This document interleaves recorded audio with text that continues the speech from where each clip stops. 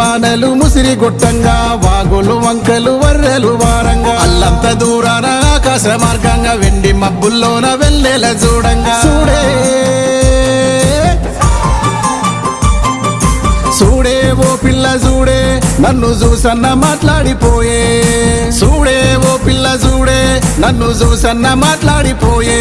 ఓరు గల్లు పిల్ల ఓ ముద్దు గుమ్మ చూపులతో హింసించ చిత్రంగివమ్మా